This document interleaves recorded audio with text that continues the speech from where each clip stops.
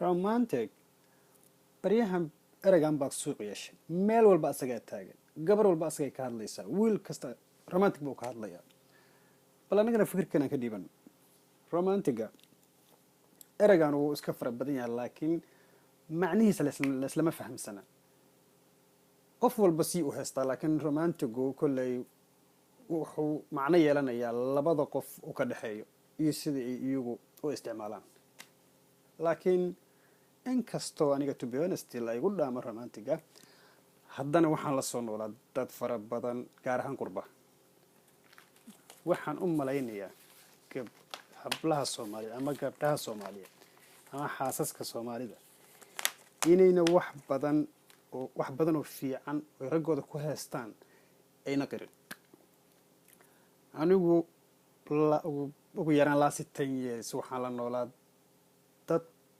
rag ah dhammaantood xaasas leh xaasaskoodna aan la noolayn oo meel fog ay kaga nool yihiin Africa iyo Europe intaba so ragga 13 qof baan la soo noolaa marka waxaan rabaa experience-gii dadka inaan u sheego dumarka raggaas waxay ahaayeen rag aan inta badan isku baranay meesha aan deganayn intooda badan dadaan soo xushay oo wanaagsan ma ahayn dad aan si random ah ula kulmay bay ahaayeen waa statistics fiican markii ra'yiga la ururinga tago waa dadka waxa lagu xushaa random leh so 13 kaanin markii ugu horreysay 3 baan meel la soo degay 3 nin waxay ahaayeen 3 nin oo cajiib ah waxay ahaayeen 3 nin oo 3 gobol oo Soomaaliya ka kala yimid guri baan ku wada noolayn xaasaskooda waxay ula hadli jireen daily markasta habeen kasta way la hadli jireen 3dooduba waxa iga yaabiyay marka ay dumarku cawanayaan romantic wax ka cawanayaan waxaan soo xasuustaa ragga 13 nin oo aan la soo noolaa muddo over the last 10 years mid kamida ma jiro oo xaaskiisa magaceeda aan garanayo ama aan ka maqal asagoo sheegay mid walba xaaskiisa magac special ah ayuu ula baxay oo asagu magac qurux badan for example 3 ugu horeysay mid baa markuu xaaskiisa wareysanaya ama ciyaal ka hadlay wuxuu yiraahdaa wuxuu ula baxay erey la yiraahdo macaan telefoonkiisa waxa uu save garaysan macaan markuu soo dhacay macaan baa soo wacay markuu la hadlay wuxuu yiraahdaa macaan carruurti ka war macaan naftaada ka war erey noocaas uu yiraahdaa waa cajiib midka kale macaantii buu malaha moo koobiyey masa asagan way ka soo godan maqaaneen macaantii buu way raacsiiyay macaanay buu ula baxay telefoonkiisa macaanay ku qoran markuu wacay macaanay si wax ka yihiin buu yiraahdaa ka saddexaad waxa telefoonkiisa asagana ku qoran macaanto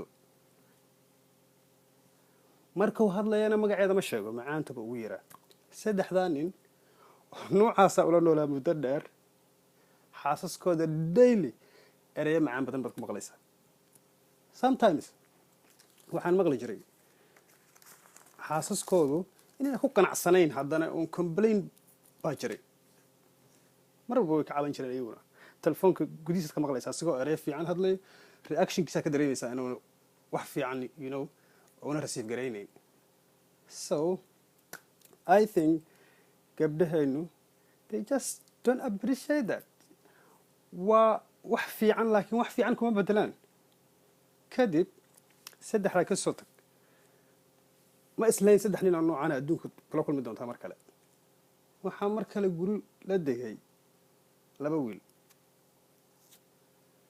labada wiil ku hore Afrika bay ahayd labadan dambe Europe baan guri isku la degay waxay ku noolayeen xaasaskooda wadamo kale Europe ma aha Afrika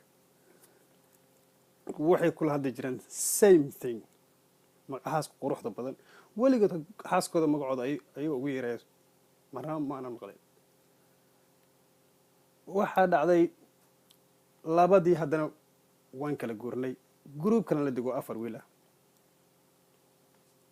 waxaa dhacday magacihii macaan iyo macaanto iyo macaanay waa la bedelay. waxaa lagu bedelay sweetheart, love, honey and so on. adiga kolley raggii aan la soo degay guud ahaan hal nin oo maanta xaaskiisa magaceeda aan ka maqlay asagoo ku sheegaya weligay maanan arag, ilaa iminka ma garanay. waa impossible. qof telefoon ku hadlaya one day waa inaad maqashaa asigoo qofka magaciisa ugu yeerayo. marnaba maanan maqlin. dailyn way ula hadlaan. so gabdhuhu waxaan filayaa inay wax fiican bay haystaan, laakiin bini aadamka waxaa la yidhahdaa qofku ma dareemo nimcada oo haysto ilaa uu ka waayo.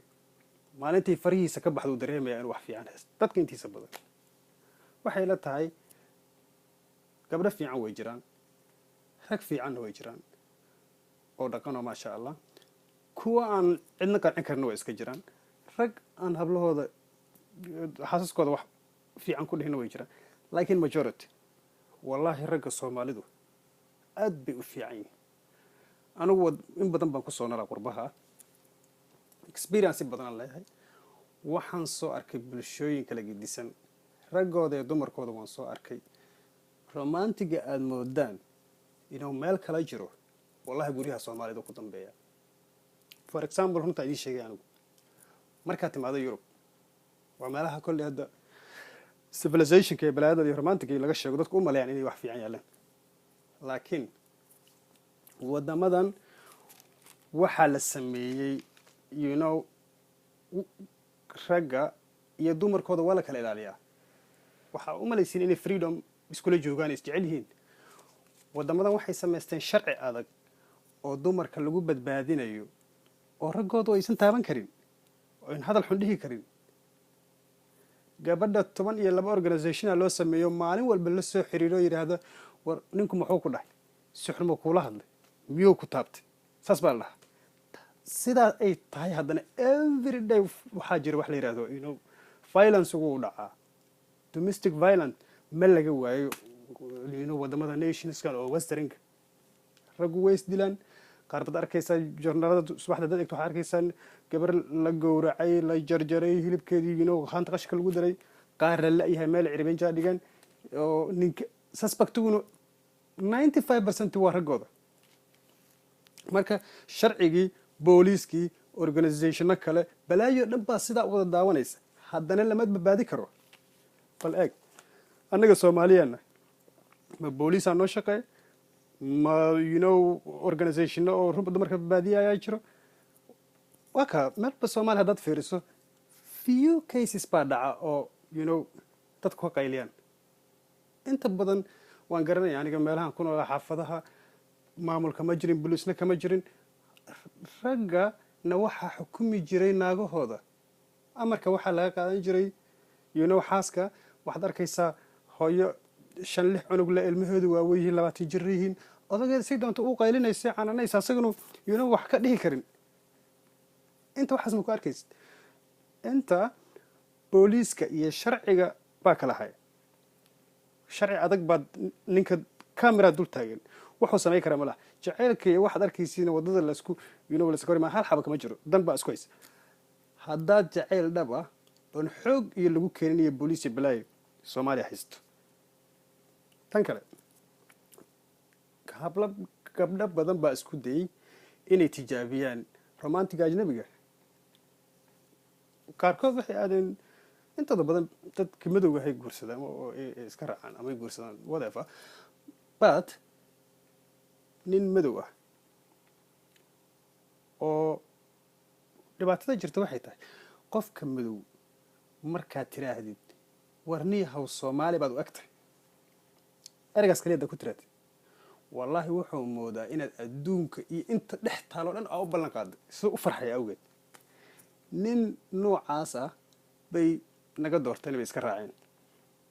waa nin magaca Soomaaliyeed oo hal mar ku shugtooda u egtahay tirahdid kaliya, u maleeyaba adduunka dhan kala wanaagsan. jannada lagu gelinaya haddaad tiraahdo Soomaaliya ogtaa kaga fiican dadka ay romantiga u doonanayaan. waxa romantic meesha ma yaallo. meesha waa la isku goynaya. romantic wax kolley Soomaali aqoon uma lahayn waxyaabahan gacan ku samayska ah. meesha waxaa loo baahan yahay daacadnimo. All you need is just respect and honest. gurigaaga daacadnimo iyo iyo respect kula noolow. romantic iyo waxyaabo wadada la isku jiijiidaa iyo kor isu qaadow iyo jim isku toorid iyo baraag biyo ku jiraan isku daad waxaas waa waxa maanta meelkan dhigay. So kolley raaligelin baan ka bixinayaa anybody oo hadalkaygu offensive gareeyay ama dhib u arka, laakiin gabdhaha waxaan uga digayaa ereygan romantic ah ee la leeyahay ragga Soomaalida laguma haysto inuu waqti kaga dhumin ajnabi iyo meel cidla ah. To be honest, this is a serious situation oo ay ku jiraan hablaha aaday gabdhaha aaday muxuu ahaa ajnabiga. waa xoog gabar kasta Soomaaliya ah in ajnabi raacday waa slavery bay ku nooshay. freedom ka raggan ku haysatin waa isaga dhamaatay maalinta sida ajnabi u sii gasho no more freedom. wallahi lafahaagaad la baqaysaa sababtoo ah way ku dilayaan. haddii siday ay doonaan kaa yeeli waayaan qoortaa lagaa jarayaa. waa dad aan iimaan lahayn, nolol iyo waxay u naxayaan la arag. please waxaan idinka codsanayaa in waxaan romantiga iyo waxaan la qubayo la iska daayo. waxaa loo baahan yahay adduunka hard work, dulqaad, respect and honest. inta haddii laydinka helo nolosha way fiicnaanaysaa. aniga romantic kolley waa la iga badiyaa, laakiin ragga Soomaalida oo aniga soo arkay oo 12 ah ee si randomly aan la kulmay ee haddana sida u wanaagsan waxay ila tahay taas waxay ii muujinaysaa in 95% ay ragga Soomaalida wanaagsan yihiin. romantic la sheegay in hadduu wajiraba laga helay. waa salaamaya. Have a good Friday.